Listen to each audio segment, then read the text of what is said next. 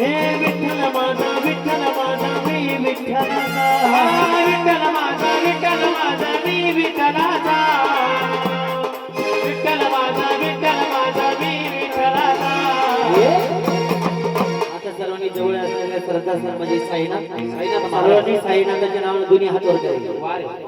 अगं साईनाथ माझा माझा माझा माझा माझा